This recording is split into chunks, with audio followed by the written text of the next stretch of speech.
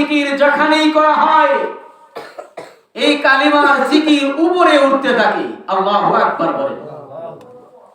কালিমার জিকির উপরে উঠতে থাকে। প্রথম আসমান, দ্বিতীয় আসমান, তৃতীয় আসমান, চতুর্থ আসমান, পঞ্চম আসমান, ষষ্ঠ আসমান, সপ্তম আসমান বেদ করে উঠতে উঠতে উঠতে উঠতে আরশে আজিমের দিকে যখন এই কালিমাটা চলে যায়, ওই আরশে আজিমের পায়া ধরি ওই কালিমার জিকিরটা আল্লাহর আরশটাকে কাঁপাইতে থাকে। এর আগে কত কথা আছে। ফেরেশতা জিজ্ঞেস করে, কে তুমি? ফেরেশতারা বলেন, ফেরেশতাদেরকে জবাব দেন, ওই কালিমার জিকির জবাব দেন, ও ফেরেশতারা, আমরা হইলাম কালিমার জিকির। দুনিয়ার জমিনে আল্লাহর বান্দা কালিমার জিকির করেছে রে। এই কালিমার জিকির কই তুমি কোথায় যাও? কই আমি আল্লাহর আরশে আজিমের কাছে যাই। সুবহানাল্লাহ বলে।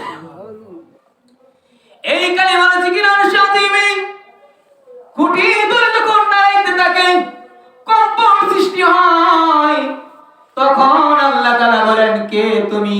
বলেন তো আল্লাহ জানে কি জানে না? ভাই জানেন আল্লাহ? গোপনে তুমি কি করো? তোমার অন্তরে তুমি কল্পনাও করো নাই তুমি কোন কাজটা করবা, তোমার অন্তরে ঘুরাইতেছো।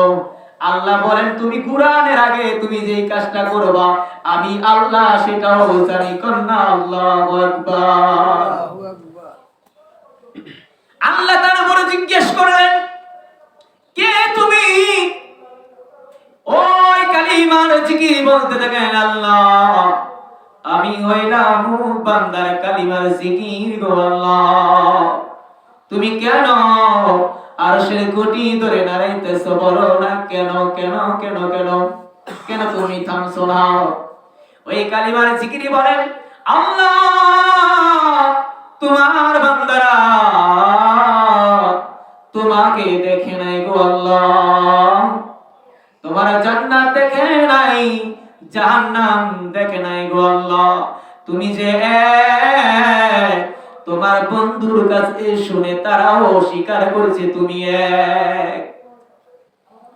তোমার প্রিয় হাবিবের কাছে তারা জেনেছে তুমি এক, এই জন্য তারা তোমাকে এক বলে স্বীকার করেছে, তোমাকে না দেখে এক বলে স্বীকার করে নিয়েছে।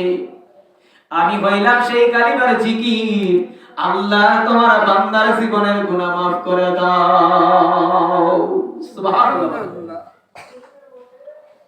আল্লাহ বলেন, কালিমার জিকির থামো তুমি, আমি আমার বান্দার জীবনের গুনাহ মাফ করে দিলাম। তারপরও থামে না, ক্ষান্ত হয়।